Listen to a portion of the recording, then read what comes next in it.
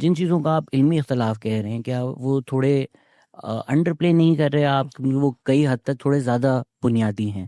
اگر مودودی کا آپ نے کافی دفعہ ذکر کیا، اگر ایک فلسفی یہی ہے کہ بیسک اسلام کا مقصد یہ ہے کہ آپ نے اسلامی ریاست قائم کرنی ہے، اچھا جو غیر بھی ہے، جو حرم بھی ہے، یا جو واٹ از کال دارالحرم ہے، ہاں وہاں بھی جا کے ہم نے اسلام نافذ کرنا ہے. تو اگر آپ مسلمان ہیں، آپ کا بیسک مقصد ہی یہ ہے.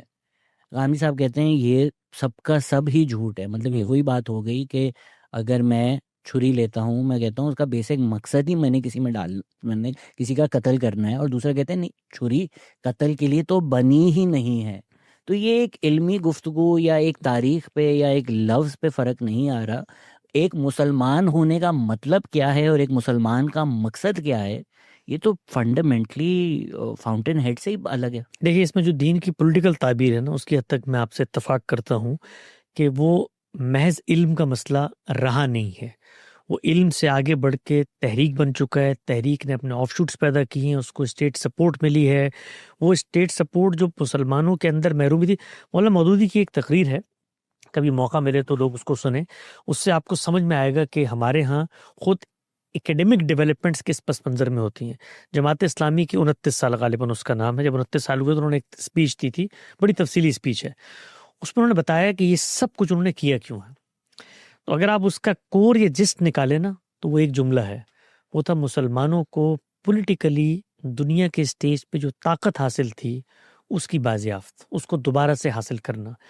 ہم لوگ اگر آپ ایز اے نیشن کے دیکھیں نا، بہت بڑے کرائسس سے دوچار، چھوٹا موٹا کرائسس نہیں ہے یہ، میرے آپ کے لیے بہت، جس کو آپ کہتے ہیں نا معمولی سی چیز ہوتا ہے کہ ہم لوگ تو جن زی ہیں، پیدا ہی ہوئے تو ہم نے دیکھا بھی نیشن اسٹیٹ ہے، باؤنڈریز بنی ہوئی ہیں، اور پاسپورٹ لو اور دنیا میں جاؤ، اور یہ اور فریڈم، اور جس کو کہتے ہیں قانون کی حکمرانی، حق خودارادی، آئین، دستور، یہ سب چیزیں.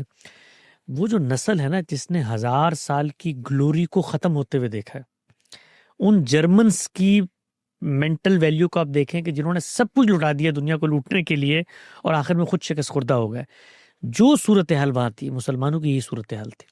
1000 سال کا اقتدار، دنیا کی سپر پاور آپ ہیں. آپ دیکھیں اس وقت امریکہ کچھ اقدامات کر رہا ہے، نظر آ رہا ہے اس کو کہ دنیا کس طرف جا رہی ہے، اکنامک ڈیولپمنٹ کیسے ایشیا کی طرف جا رہی ہے. ایسے اقدامات کر رہا ہے جو میرے آپ کے لیے اس وقت قابل فہم نہیں ہے. کیوں کر رہا ہے؟ اس لیے کہ پاور کی جو ڈائنامکس ہوتی ہے وہ نیشنز کو اندھا کر دیتی ہے، محروم ہو جاتے ہیں. آپ تصور کریں اس وقت انگریز یہاں پر آئے ہیں، جو بر صغیر کے اچھے آسودہ حال لوگ تھے، ان کے ساتھ جو ہوا ہے، دنوں کے اندر ہوا ہے، ان کے اندر جو ایک محرومی کا جذبہ جو کہ مذہب سے ہٹ کے پولیٹیکل ہے وہ پیدا ہوا ہے، تو یہ ایک بڑا کرائسس تھا. تو اس پس منظر میں یہ تعبیر وجود پذیر ہوئی ہے.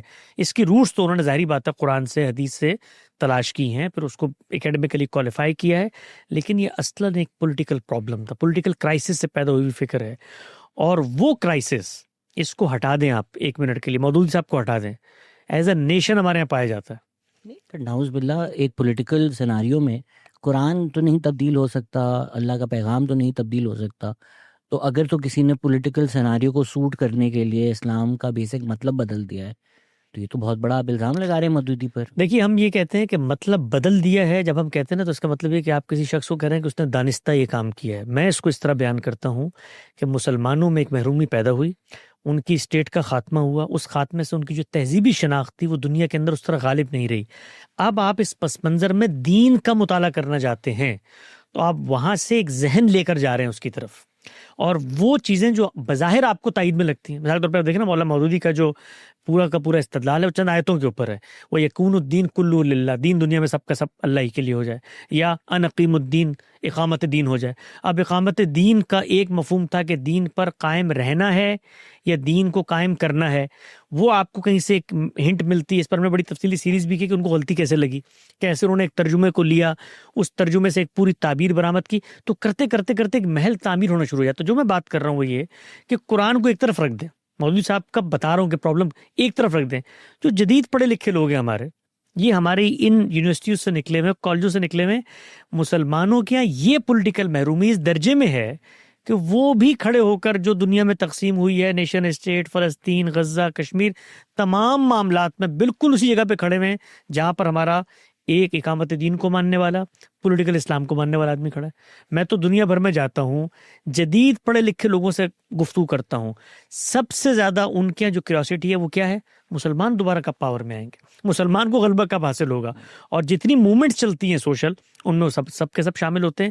تو ریئلٹی آف دا ڈے یہ ہے کہ ہمارے کچھ ٹراماز ہیں, ایز اے ملت ٹراماز ہیں, ایز اے نیشن ٹراماز ہیں. اس پس منظر میں علمی غلطیاں بھی پیدا ہوتی ہیں جو بہت بھیانک نتائج تک لے کے جاتی ہیں. ان بھیانک نتائج سے نمٹنے کا اصل طریقہ کیا ہے؟ ایک تو وہ ہے جو ہماری فوج کر رہی ہے.